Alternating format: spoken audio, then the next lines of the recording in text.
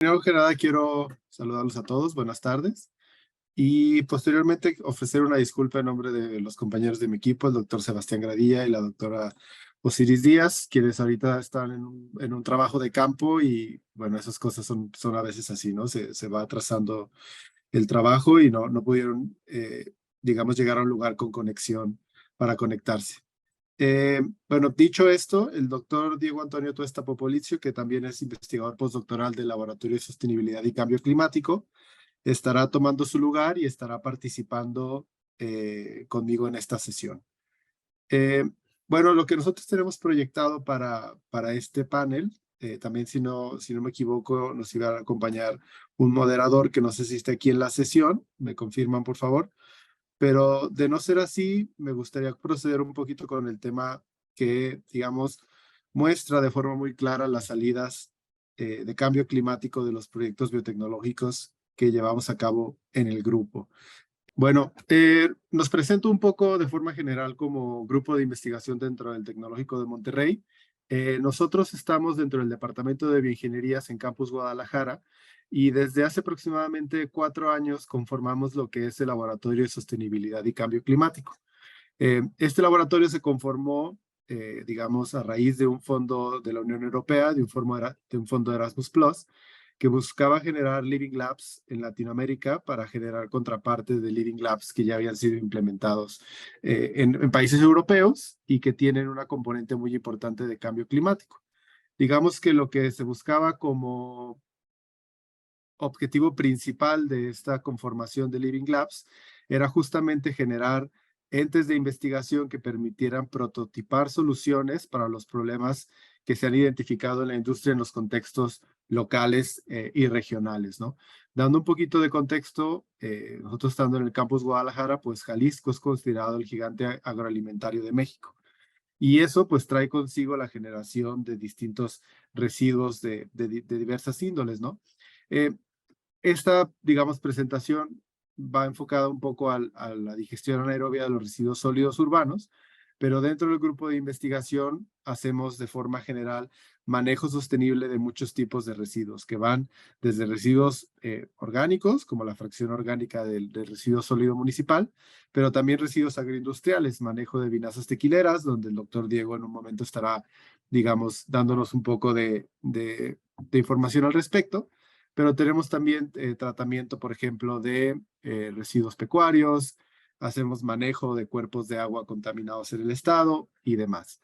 Este laboratorio está dirigido o lo lleva principalmente el doctor Sebastián Gradilla y la doctora Carolina Senés, que es también la jefa del Departamento de Bioingenierías.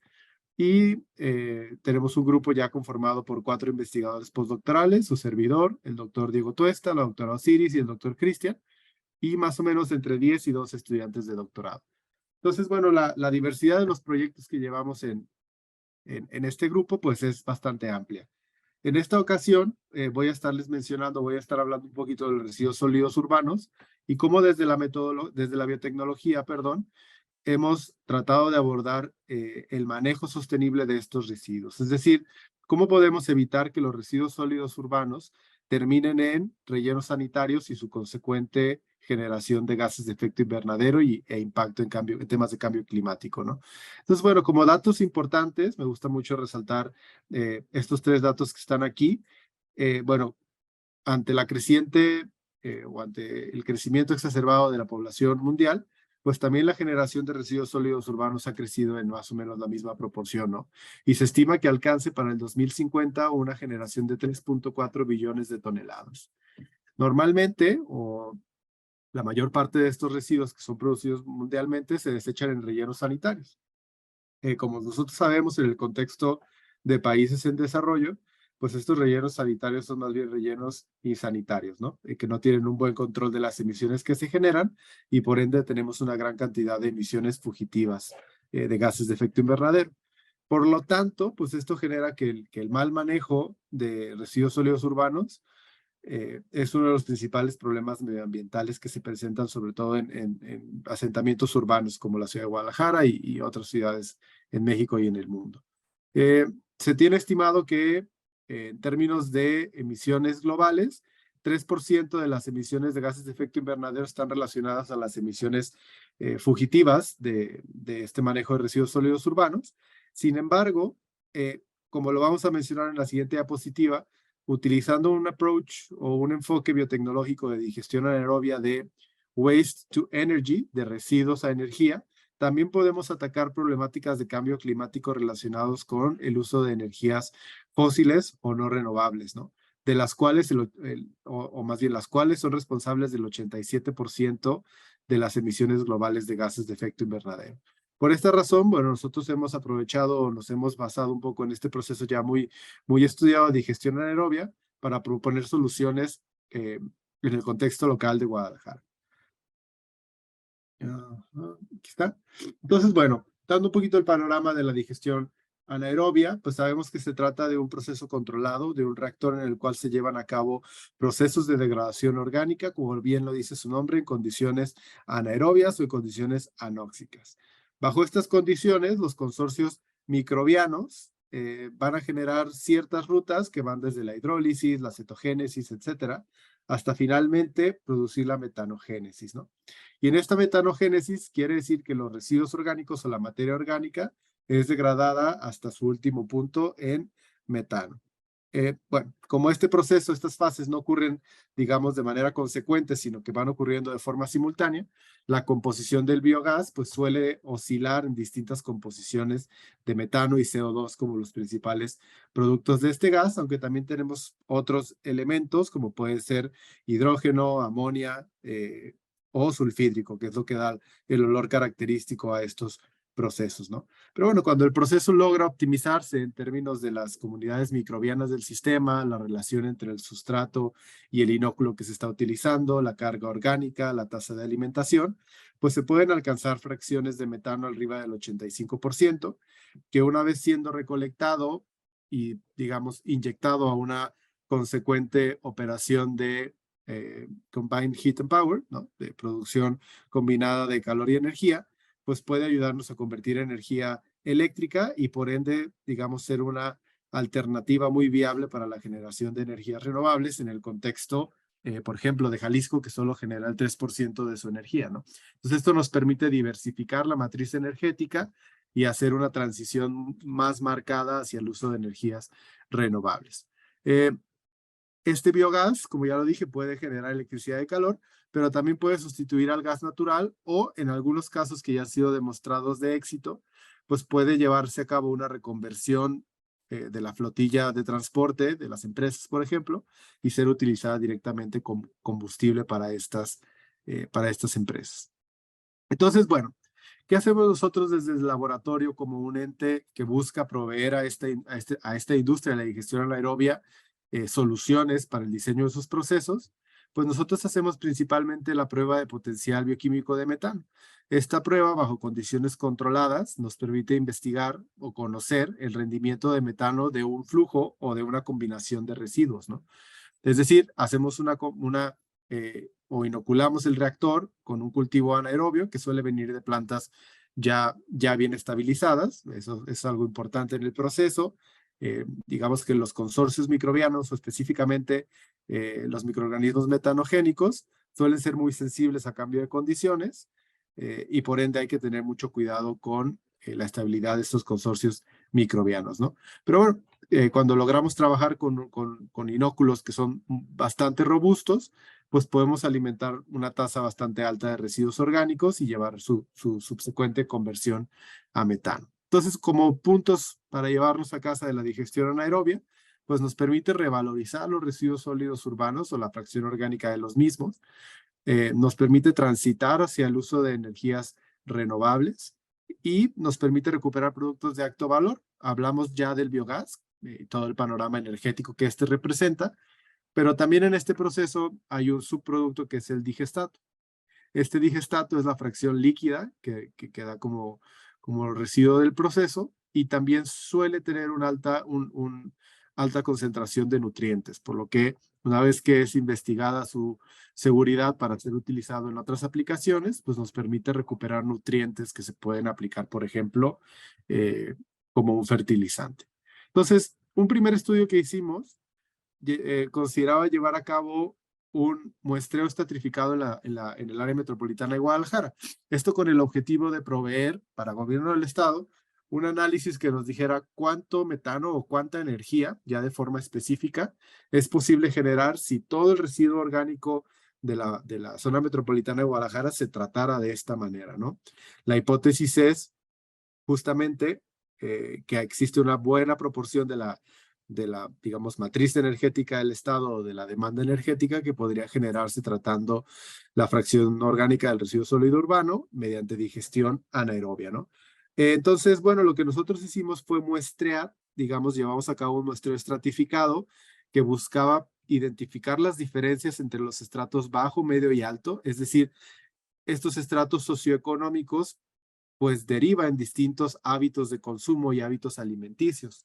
Por ende, el residuo orgánico de, digamos, familias del estrato bajo, medio y alto, pues es bastante diverso. Por ejemplo, o por mencionar un ejemplo que fue muy claro en la caracterización, pues la proporción de proteína en el extracto alto, pues es bastante más alta que en los estratos bajo y medio.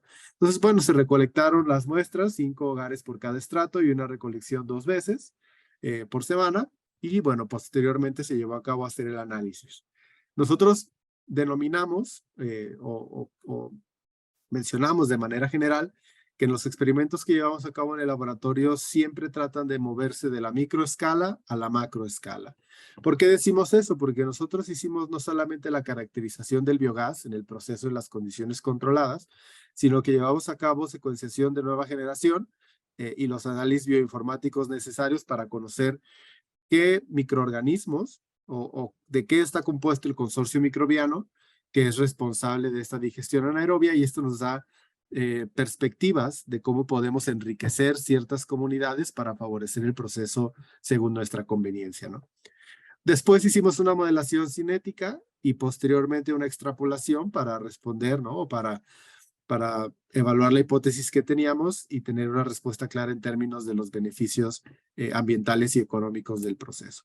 Entonces, bueno, esto es de forma general lo que nosotros hemos observado.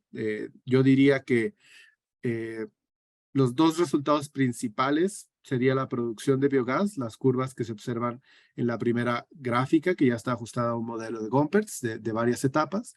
Si recuerdan, mencioné un poquito antes que estas etapas pues suelen ser las etapas características del proceso: hidrólisis, acidogénesis, acetogénesis y metanogénesis. Y aunque no ocurren de manera consecutiva, pues sí es marcado, digamos, ciertas etapas conforme algunos componentes de la muestra se van digiriendo. Pero de forma general observamos que a pesar de haber diferencias en la composición de los sustratos, realmente el comportamiento de las curvas fue aproximadamente similar. No hubo una tendencia tan distinta en los casos, aunque sí hay una diferencia significativa en términos de que el estrato medio, hablando de estratos socioeconómicos, pues es el que tiene mayor rendimiento, mayor producción de biogás.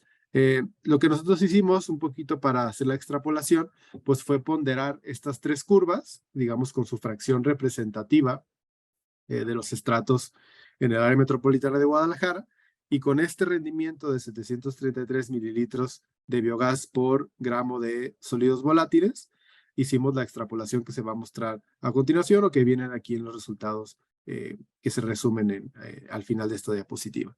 Pero en términos, digamos, científicos o de la biotecnología, pues nosotros tratamos de encontrar el por qué este proceso está o no está siendo optimizado u ocurriendo de la forma correcta, ¿no? Lo que nosotros identificamos, pues, es ciertos filos o ciertas familias de bacterias que están correlacionadas específicamente a la producción de ciertos gases o de ciertos productos en el proceso. Entonces, quiere decir, ¿no?, que bacterias, digamos, del género Clostridium, Metanobacterium, Metanosaeta, pues es las que tienen una correlación muy importante, como observamos en este RDA, para la producción de metano y de CO2 principalmente, que son los componentes más ricos en el biogás. Bueno, con esta información nosotros concluimos, o digamos, llegamos a esta conclusión técnica de que existe el potencial de generar hasta 8.5 mil, 8.500 megawatts hora por año, ¿no? Esto, como ya lo dije, pues ayuda o contribuye a la transición energética de Jalisco, que solo produce el 4% de su energía, y aparte pues permite mitigar hasta 10 megatoneladas de CO2 equivalente, que es más o menos el 10% de las emisiones del estado, solamente por llevar a cabo el manejo de estos residuos, como ya lo mencioné, desde dos componentes, desde reemplazar combustibles fósiles y evitar las emisiones fugitivas de estos residuos que suelen terminar en rellenos sanitarios, ¿no? Entonces, como último beneficio de este proceso, pues liberamos también la presión actual que existe sobre estos rellenos sanitarios. Estos son algunos puntos destacados y las perspectivas que nosotros tenemos como grupo de investigación y el impacto que esto puede llegar a tener en la descarbonización de México. Los sistemas de digestión anaerobia son bastante eficientes y productivos, requieren investigación porque, como ya lo mencionamos, hay, vamos a decir, ciertas cuestiones técnicas que tienen que ser optimizadas y, como ya lo dije, van muy relacionadas a la estabilidad de los consorcios microbianos, pero una vez optimizado y digamos que se lleva a cabo la investigación con métodos analíticos, ensayos de bioinformática, ensayos físico-químicos, las pruebas de producción de metano, pues nosotros podemos obtener información que al final alimenta el diseño de sistemas descentralizados de digestión anaerobia que pueden tratar no solo el residuo sólido urbano, sino residuos agroindustriales, ¿no? Y esto pues tiene muchas implicaciones, como lo voy a mencionar ahorita a continuación. Las perspectivas, pues es siempre, como ya lo dije, y es, digamos, la parte central de nuestro laboratorio, salirnos de los muros del laboratorio y tener una vinculación muy cercana con la industria. Nosotros trabajamos muy de cerca con entes, digamos, muy importantes en términos de generación de residuos agroindustriales en el estado, en la industria tequilera, en la industria pecuaria, en la industria de la leche, etcétera, etcétera, donde hemos tratado con una empresa que está muy presente aquí en el estado de Jalisco, de encontrar cuáles son, digamos, las codigestiones óptimas para tratar estos residuos en función de la producción de cada uno de ellos, de su composición química y de las características de cada sustrato. Y después, si este óptimo físico-químico también es viable, ¿no? Territorialmente en temas de transporte, como decimos los científicos, a veces nos salga más caro el caldo que las albóndigas. Si hay que transportar el residuo de un lugar a otro, probablemente la flota será una flota vehicular a base de combustibles fósiles, y entonces pues estamos generando muchas emisiones de las que estamos mitigando por otra parte, ¿no? Entonces, bueno, lo que nosotros buscamos justamente es informar a estos tomadores de decisiones de las mejores condiciones, como ya lo dije, físico-químicas y también territoriales, para generar puntos localizados en el estado donde la producción de residuos agroindustriales o de residuos sólidos urbanos pues nos permite prever que habría una producción muy importante de biogás. Entonces, esta es la contribución brevemente que tenía preparada. Originalmente estábamos 3, por eso dura 20 minutos.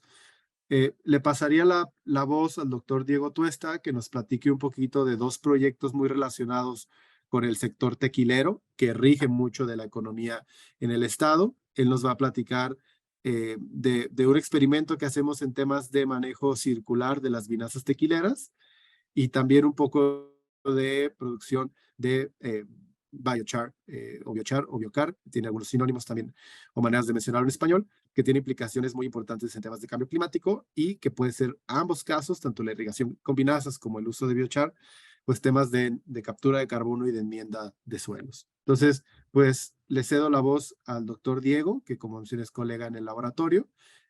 Adelante, Diego. Si me permiten, voy a compartir mi pantalla para que puedan visualizar.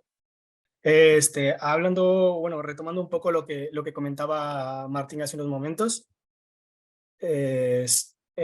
cuando nosotros pensamos en Jalisco, luego a nuestra mente, y bueno, Jalisco y México, luego a nuestra mente viene la presencia del tequila o la producción del tequila, porque es uno de los productos bandera del país.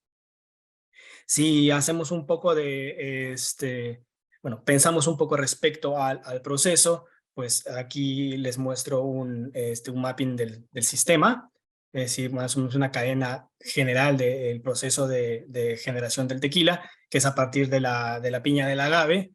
Se quitan las hojas, se pone a cocer la piña de agave, se extrae el jugo, a partir del jugo y el uso de microorganismos se hace la fermentación, posterior a eso una destilación y se obtiene el producto final, que es el tequila que todos consumimos. Sin embargo, este proceso, aunque suena muy a detalle y muy sencillo, genera dos tipos de residuos principales, que son los que en la actualidad el Estado de Jalisco también está buscando darle, vamos a decir, batalla para evitar todas las problemáticas ambientales que vienen consigo, que son el residuo líquido, que es la vinaza. Este es el residuo líquido que queda posterior al proceso de destilación y es un residuo líquido que tiene un pH ácido, sale a altas temperaturas y presenta características físico-químicas, tales como un alto contenido de carbono orgánico, se necesita, bueno, el consumo de oxígeno para degradarlo también es muy alto, y los volúmenes que se generan de este residuo, vamos a ponerlo en contraparte. Por cada litro de tequila que se llega a consumir, se generan alrededor de entre 10 a 15 litros de esta vinaza. Entonces, los volúmenes son elevados y la industria actualmente, uno de los principales maneras de disponer este residuo es la disposición en sistemas de drenaje municipal. Algunas plantas tequileras que tienen, vamos a ver, mayor poder adquisitivo, tienen plantas de tratamiento de aguas residuales ya establecidas para darle un tratamiento a ese residuo. Y en algunos casos, por la alta, o la alta concentración de compuestos orgánicos, ha hecho pensar a las personas que puede ser utilizada como una enmienda orgánica, es decir, ser aplicada a partir de irrigación o de aspersión sobre las plantas para poder aportar los nutrientes, o en este caso la materia orgánica que tenga presente este líquido, pueda ser utilizada, ¿no? Sin embargo, pues esta práctica no tiene una, vamos a decirlo, no tiene una regulación o no tiene un seguimiento como tal a lo largo de los años, y es algo de lo que, o en la tarea en la que nosotros nos estamos enfocando. Y el segundo residuo de este proceso de generación del tequila, pues es el bagazo, que es el residuo sólido que queda después de vamos a decir, del trituramiento y el aplastamiento de la piña de agave cocida para extraer el jugo, pues queda este bagazo que en algunos casos ya han presentado el uso artesanal para generación de papel, para el relleno en algunos muebles, generación de artesanías en general. Sin embargo, pues otra vez, los volúmenes son más grandes respecto a los potenciales usos que se puede dar, ¿no? Entonces, uno de los problemas que tiene el Estado como tal es de que todos estos residuos se concentran en un delimitado en un mapa corto. Si podemos o nos damos cuenta en el mapa del lado derecho, ubicamos dos zonas principales que son los Altos y la zona del Bajío, que es donde está Tequila, la ciudad, y los Altos de Jalisco, que puede ser Arandas, donde se genera mucho de este tequila, o se produce mucho de este tequila, y que ellos cuentan tomando un poco de lo que mencionaba Martín anteriormente, sistemas en donde van y pueden depositar esos residuos generados. Sin embargo, pues la presión sobre estos es mucho mayor y se están buscando alternativas. En nuestro grupo de trabajo, lo que buscamos inicialmente es darle una circularidad a todos y cada uno de estos residuos, es decir, tanto vinaza como bagazo, y darle vamos a decir, el desarrollo de nuestros proyectos alrededor de estos residuos para poder atacarlos de diferentes formas. Nomás el esquema es general. De la parte del lado izquierdo superior, podemos ver que nosotros estamos buscando hacer un sistema circular de bioeconomía de las vinazas a partir del riego en suelo y el análisis de los cambios de la microbiota. Siguiendo hacia abajo, pues el potencial metanogénico de estos residuos, en este caso de la vinaza. El punto 3, el análisis de ciclo de vida de los agaves o de la fibra de agave para generar en este caso un refuerzo o para compuestos plásticos, estos bioplásticos o biocompositos. Del lado derecho superior podemos utilizar el uso de microalgas para el tratamiento de aguas residuales, tratando de que el uso de estas microalgas también puedan utilizarse para la generación tanto de biodiesel como de algún otro subproducto que pueda ser usado en otro tipo de industria. El número 5, la valorización de las vinazas utilizando levaduras y hongos filamentosos. Esto para remover algunas características que la normatividad nos pide para poder ser desechado o poder ser dispuesto en los sistemas de alcantarillado, pero también tratando de reducir la presión que pueda llegar a las plantas de tratamiento que tengan destinados estos residuos y generando una alternativa, como en el caso de algún subproducto como proteína, que puede ser utilizada para alimento en la industria ganadera. Y en la parte de abajo, el último proyecto en el que estamos trabajando actualmente, pues es la generación de biochar. Esto es a partir de los residuos de bagazo del agave, para poder buscar en esta lucha contra el cambio climático no solamente dar una alternativa que pueda ayudar a mejorar los suelos, sino también una alternativa que pueda ayudar a capturar el carbono que se pueda llegar a emitir. Presentando un poco a grandes rasgos, el biochar es un material carbonoso producido o que se genera a partir de la combustión, pirólisis de este material en ausencia de oxígeno a altas temperaturas que pueden ser de entre 550 hasta 600, 700 grados centígrados. Y se ha encontrado que la aplicación de este biochar o de este material carbonoso puede ayudar a mejorar las condiciones en suelo, la salud del suelo y la fertilidad. Esto porque ayuda a mejorar la estructura, el cuerpo del suelo como tal, dándole o mejorando el número de poros que puedan encontrarse. Con este aumento del número de poros da o genera espacios para que los microorganismos se puedan desarrollar de buena manera, y al momento de que se pueda agregar algún tipo de nutriente o fertilizante, pues este biochar sirva como una base que ayude a retener esos compuestos o mantenerlos el tiempo suficiente en el sustrato para que los microorganismos y las plantas puedan tomarlo, para evitar que se puedan lixiviar o se puedan perder y puedan llegar hasta mantos freáticos sin haber sido utilizados totalmente. Ayuda a la retención de agua, reduce la lixiviación de los nutrientes y promueve el crecimiento o en este caso el desarrollo de los microorganismos que pueden ser de entre los que fijan nitrógeno, solubilizan fósforo, hasta bacterias promotoras de crecimiento. Asimismo, como ya se había mencionado, el biochar puede ayudar a combatir el cambio climático porque secuestra el carbón, es decir, la materia orgánica o el producto orgánico que, si no tiene una buena disposición, termina en un tiradero o termina en algún sitio de disposición, pues el proceso de descomposición hace que se emitan muchos gases a la atmósfera. Si nosotros ayudamos a la transformación controlada de este residuo y lo incorporamos al suelo, estas emisiones se van a ver reducidas y van a mantener el carbón o el gas de efecto invernadero potencial que se pueda liberar secuestrado en suelo y que pueda ser utilizado en los diferentes ciclos biogeoquímicos del planeta.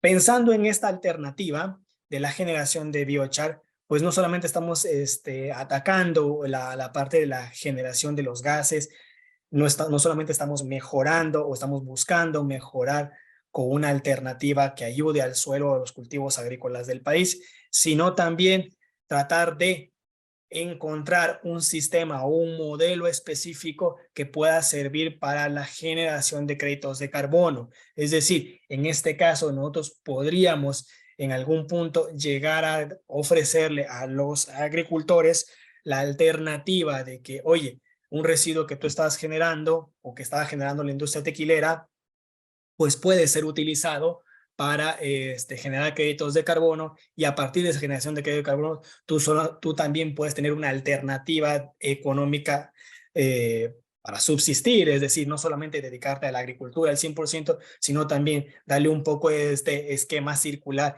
y, bueno, en este caso, promover el crecimiento económico de esta área. Entonces, haciendo un resumen, pues el biochar ayuda al mejoramiento de la salud del suelo, la estructura y la fertilidad, mejora la retención de agua, evita la reducción o la pérdida de los nutrientes por lixiviación y promueve el crecimiento microbiano, contribuye al cambio climático y se pueden generar créditos de carbono. Es importante mencionar que una de las problemáticas que tiene Jalisco actualmente no solamente la producción del tequila y sus residuos, sino también que es un gigante agroalimentario.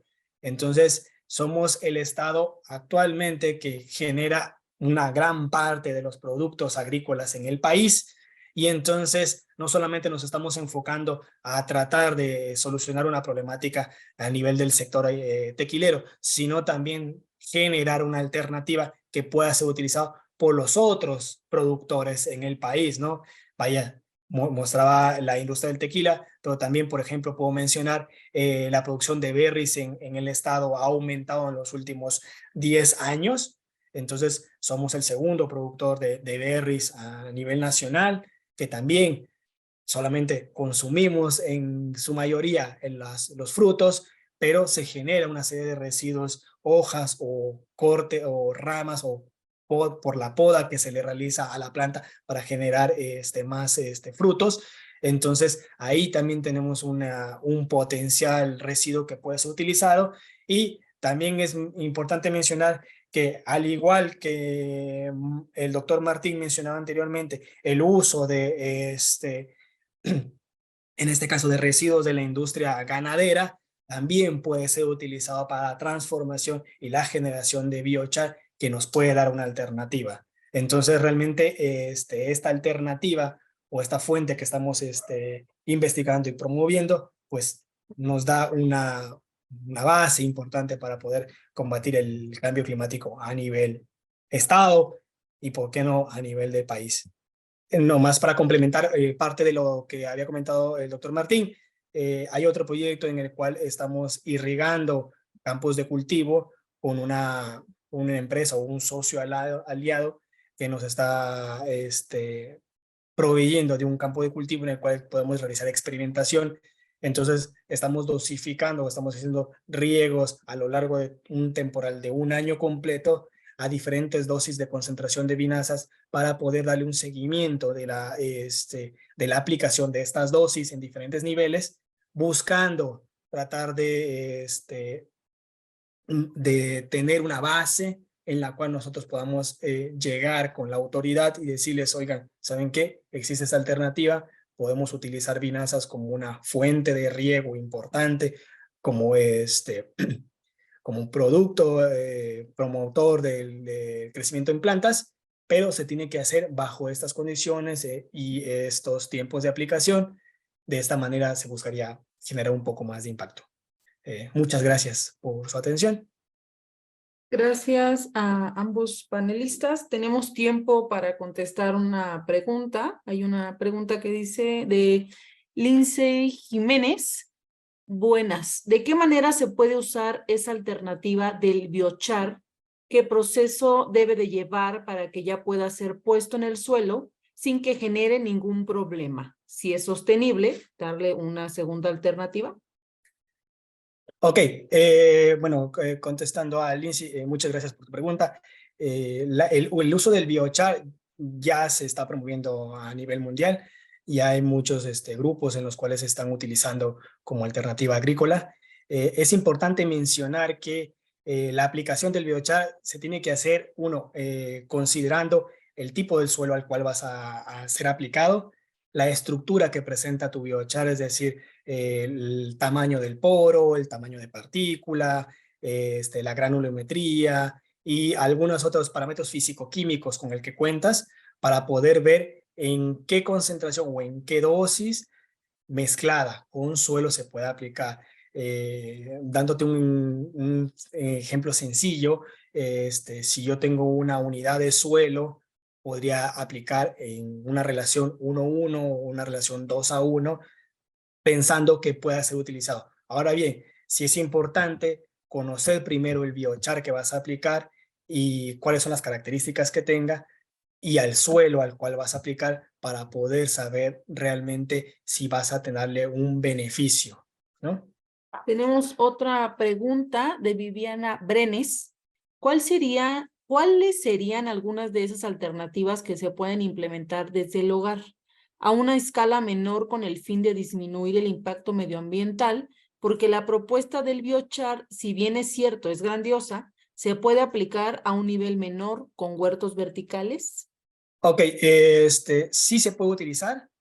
Otra vez, es una alternativa para mejorar las condiciones del suelo o del sustrato en el cual vas a trabajar.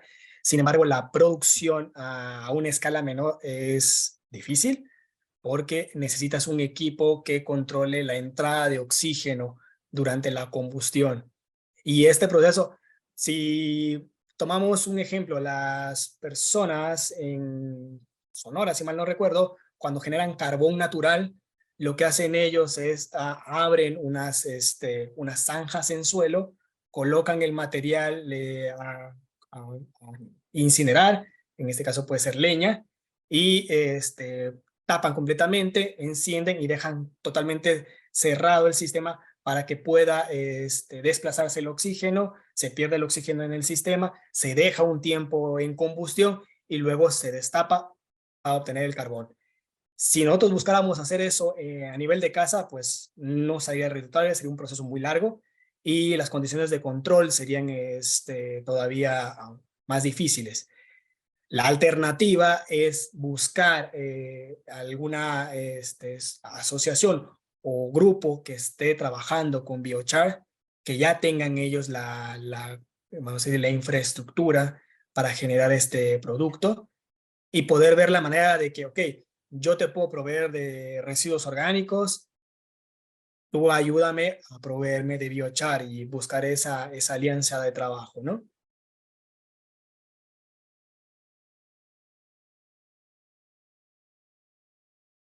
Me parece que ya no tenemos preguntas y quisieran ir cerrando tanto el doctor Diego como el doctor Martín. Se los agradeceríamos mucho. Muchas gracias. Bueno, igual agradeciendo las preguntas, agradeciendo la presencia de ustedes en este congreso, pues nos gustaría cerrar, o a mí me gustaría cerrar con el comentario de que en términos de estrategias biotecnológicas, tanto para manejo de residuos, que es una componente muy importante de lo que hacemos, pero en general para temas de mitigación de cambio climático, pues la misma llave no abre todas las puertas. Entonces, nosotros estamos trabajando muy fuerte en desarrollar una gama de posibilidades que impacten positivamente la descarbonización de México. Hoy tuvimos la oportunidad de platicar con ustedes 3 estrategias, pero si en un futuro desean conocer más a detalle lo que hacemos en el laboratorio, en temas de cuantificación de emisiones, manejo sostenible de cuerpos de agua. Justo estamos por iniciar un proyecto en el que se van a medir las emisiones fugitivas de cuerpos de agua contaminados y algunas otras implicaciones también, si bien ya no relacionadas a cambio climático directamente, pero sí a temas de salud de los ecosistemas, como es contaminantes emergentes, genes de resistencia a antibióticos, etcétera. Entonces, bueno, a nombre de los miembros del Laboratorio de Sostenibilidad y Cambio Climático, les damos las gracias. Estamos muy contentos de estar aquí con ustedes y quedamos a sus órdenes para cualquier consulta posterior.